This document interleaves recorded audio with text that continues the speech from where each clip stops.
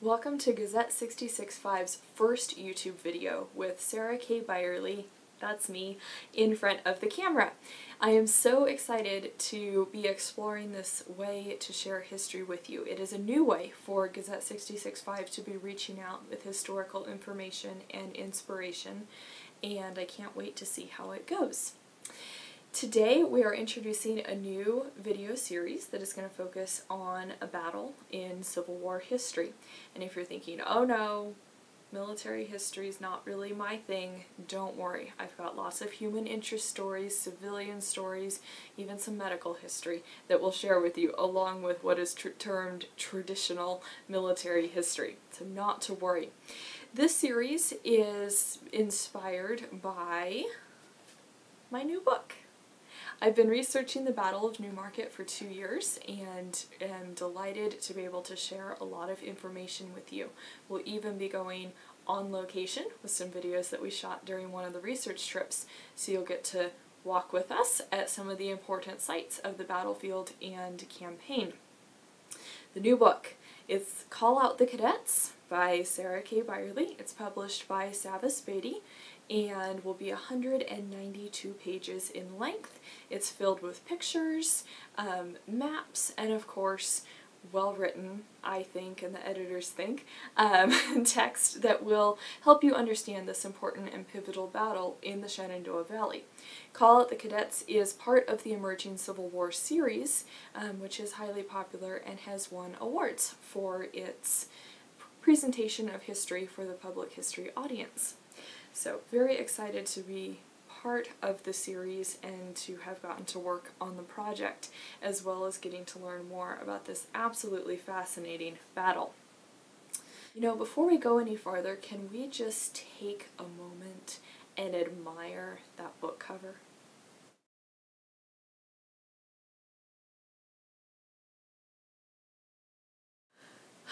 I love that cover. I truly do. It was designed by the fantastically talented designers at Savas Beatty, and they used a historical piece of art called Youth's Hour of Glory, which depicts a pivotal moment during the Newmarket battle. You know, Newmarket is a battle that people know about it, but often can't remember the name of the battle. It's the battle where people say, oh, was that the one where the boys fought, where the cadets fought, where the VMI cadets fought? And the answer is yes, absolutely. The Battle of Newmarket is where the Virginia Military Institute cadets fought as reserves in General Breckinridge's army, and then at a very important point in the battle they are put onto the battle lines. They end up making a charge and capturing a Union cannon. Did I just do spoilers? I didn't tell you I was going to tell you all that. Well, we'll talk about it in much more detail in the coming weeks, I promise. But that's kind of a little preview of just one of the stories that comes out of this remarkable battle. So why did I pick the Battle of Newmarket to write about? In August 2016, I was on a research trip in the Shenandoah Valley, and I had made plans to stop at Newmarket Battlefield. And it was a very special visit. If you do battlefielding, if you love history, you'll know that there are certain places that just are very important to you. And I don't mean that in any sort of strange way. It's just something about the history that really captures you. Maybe it fires your imagination, maybe it inspires you to do something very brave, maybe it just helps you bring things into perspective a little bit of what you're going through in life. I know my time at Newmarket, the first time I was there, was really neat. I got to learn about the battle. I knew about the battle, I'd read a little bit about it before I got there, but I decided, okay, I'll do this a little more the touristy way. I'll just read all the signs and watch the documentary at the museum and, you know, really take time to have that visitor's experience. So I got to do that, and then I got to go out on the field. And August in Virginia can be a little warm, so I think I was the only person out on the field that day, so I was quiet. Yeah, it was peaceful. I had the guide notes and was just walking through literally this battleground of history.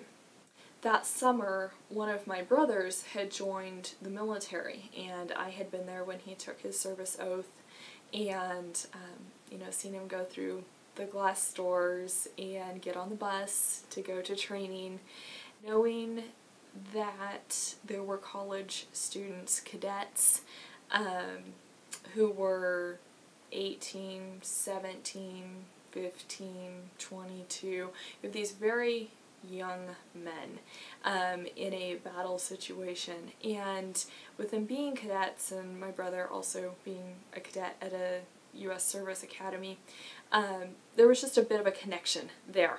And I'm not highlighting the cadets at Newmarket here to downplay the young soldiers that were also fighting for the Union or in other Confederate regiments. And in fact, we'll talk about that in more detail in an upcoming video. The cadets were definitely not the only young soldiers at Newmarket. They just happened to be all together in one student body, if you will. So there's a bit of a personal connection there with some of the things that I had witnessed and then was kind of dealing with that summer as well.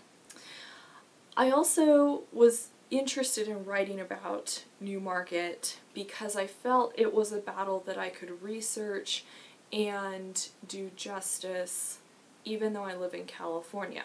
Now don't panic. I've gone to Newmarket. I've gone to Newmarket for research trips. I've been to Virginia Military Institute for research. So I did not just sit at a desk in California and write this book. But Newmarket is a smaller battle, a smaller battlefield. That does not mean it's not important. It just means when we look at it compared to Gettysburg or Vicksburg or Antietam or, you know, these other big Civil War battlefields, you need a lot of time to cover the ground in great detail at those large sites. Newmarket being a smaller battle, we do not have the what can seem like unending order of battle lists like you might see at Gettysburg or some of these other battles. Newmarket's order of battle list is a lot shorter. You have a few thousand men on both sides. A little more manageable. Also, Newmarket battlefield is smaller, so it's much easier to cover the ground, and we covered it, I think, very well in the research that we were able to do, actually boots on the ground, studying the topography, the location, walking the fields, going to positions. And, you know, if you do the walking and driving tour that is featured in the book, you can do that in a couple of hours, where you're not going to be able to get real in depth like that at some of the larger battlefields in just a couple hours. So to me, it felt like a more manageable project. I could do my research at the archives out here in California, including the Huntington Library in San Marino. I could go to the archives at Virginia Military Institute. I could spend time on the battlefield and feel confident, feel like I was approaching this history from a position of strength and, you know, learning about the battle itself in a way that was increasing my knowledge and making me feel. As I did research for the book, one of the things that I had to learn was how to read a battlefield. And one of my colleagues from Emerging Civil War actually met me at Newmarket and taught me how to read topography, how to look at what it says in the official records, translate it onto the fields that you're looking at. And for me, that was a fascinating experience, and it was really important. Out here in California, we don't have Civil War battlefields. We have Civil War history, and that can be another topic for another video. But we don't have battlegrounds that you go out and you can say, oh, this is where this unit was, and here's how they made their charge, and here's the little ravine that they had to go through. We don't get to see that. So learning how to read a battlefield based on the research that you've been doing was a skill that I needed to learn, and it was absolutely fascinating to start that process and you know, learn to identify hills and judge distances. It was wonderful. Another part of the research journey that pushed me, helped me journey farther as a researcher and historian was archives. As I mentioned a moment ago, I did some of my research at the Huntington Library in San Marino, California, also at the Virginia Military Institute archives, and there's a very humbling feeling when you walk up the marble steps into these places and you must keep your voice low at all times. I really do love working with the original primary sources or copies of them and getting to see the words of the people who were there, the people who experienced these events or this battle. And that was a really special experience to get to go into these larger research centers and work with the archivists to pull together the sources that then became the foundation for the book itself. Well, that's a little bit about the background of Call Out the Cadets. So if you have questions about it, feel free to leave a comment on the blog or put one in the YouTube comment section and I will do my best to answer. Let's talk about videos very briefly. We're going to be doing a video series. This one's kind of the introduction. It's also getting me comfortable with being in front of a camera like this. So please bear with me a little bit. It'll also be a chance to do some video editing, which is a skill that I have been working on in the last few weeks. So what can you expect? We are hoping to have a new video every week for the next few months, and we're going to actually dive into history on Newmarket. You won't have me rambling on about where I went to do research or things like that. We're going to get into the history. We're going to look at maps. We're going to talk about people. We're going to talk about just all kinds of fascinating subjects. We're going to go artillery, infantry, cavalry, campaigns, topography, civilians, medical, Civil War history. Come join us. The videos will release on YouTube on Tuesdays, and then we'll put the new video up on the blog on Wednesdays. So if you're a blog follower, watch for the videos on Wednesdays. If you want to go ahead and subscribe to our YouTube channel, you get them a day early on Tuesdays. Okay, 5 things. Let's talk history before I close out this video. 5 things that I find absolutely fascinating about the Battle of Newmarket, and it's hard to narrow it down to 5, but let's go for it. Number 1, the Battle of Newmarket is the last major battle that the Confederates will win in the Shenandoah Valley.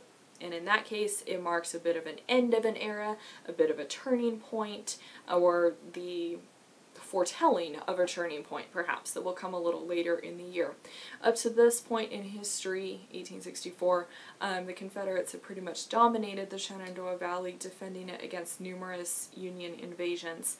That will change after Newmarket. So Newmarket marks a major turning point that way as the last Confederate victory. Number 2. The Battle of Newmarket is the only time in American history that a college student body fought on a battlefield as an independent unit. And yes, I'm talking about the cadets from Virginia Military Institute. We'll go into more detail about who they were, what VMI was, how they ended up at the battlefield and what they did in the battle, and then how they remembered the battle afterwards in our videos in the coming weeks. And you'll also learn even more about it in the new book if you choose to purchase it. Number 3, the Union family in town, the Ruperts, and how they cared for the Union wounded. This is a human interest story that really pulled at my heartstrings, if you will. And what's wonderful about it is we do have accounts that back it up, and it becomes this almost legacy of kindness that continues for a long time in local Newmarket history. Newmarket as a whole was a pro-Confederate town, but there was a family that was pro-Union. After the battle, they defy their local society, if you will, and go out and bring in the Union wounded soldiers, and then they actually make an appeal to some Confederate troops for aid. More details on that in the coming weeks, I promise. Number 4, Newmarket in memory. A local ladies association started a memorial group. They put up a monument in the local cemetery. They still hold a ceremony there on May 15th to remember the fallen soldiers at the Battle of Newmarket. Also, Newmarket's history is well preserved in what I like to call the Memory War. Basically, the Memory Wars occurred in the later part of the 19th century and into the early 20th century. It's what happens as the men who were cadets at the battle, they've grown up, they've been successful in life, they're looking back on what they did in the Civil War. They're trying to make sense of the ground they traversed, of the battle that was fought, and what happens is they correspond with each other. They write articles that are in publications. They start reaching out to their comrades, to men who fought in other Confederate units, to Union veterans, and they're saying, what do you remember about the battle? And what comes together is boxes of primary sources, of older men remembering the battle. They're not always accurate, but they give some fascinating details, and you start looking at them and lining up what's a common denominator, what probably happened, what's maybe not being remembered correctly, but this still gives us clues into important details. And it's just a wonderful treasure trove of information. If it wasn't for those files, we wouldn't have necessarily that strong bedrock of detail about the Battle of Newmarket. And fifthly, finally, preservation. The key parts of Newmarket battlefield are preserved, and that is excellent news. The Virginia Museum of the Civil War, which is part of the Virginia Military Institute Museum system, stands on the battlefield near one of the key positions, and it preserves a large tract of land that we call the Bushong Lines, and also the Bushong Farm. I'll show you where that is on a map in the coming weeks. So they have a wonderful preservation, interpretation, teaching opportunities that they take there, and that was through the generous donations and then also foresight of George Collins, who was himself a graduate of Virginia Military Institute. Aside from VMI, though, there are also preservation efforts going on at the Newmarket area, and Shenandoah Valley Battlefield Foundation leads a lot of those. They preserve some key areas of the River Road line and also helped with preservation at Shirley's Hill and other portions of the battlefield. So, if you're ever driving through Virginia, through the Shenandoah Valley, you're on either Highway 11 or Interstate 81, consider stopping. It's a great place to stop. There's lots of history. There's a little bit of Revolutionary War history tucked into the area, as well as this important Civil War battle. That's going to be all for today, folks. Hopefully this trial video will go well. Give us a shout out in the comments if you have suggestions of things that we could be doing better with our videos. I expect you will see improvement as the weeks go on.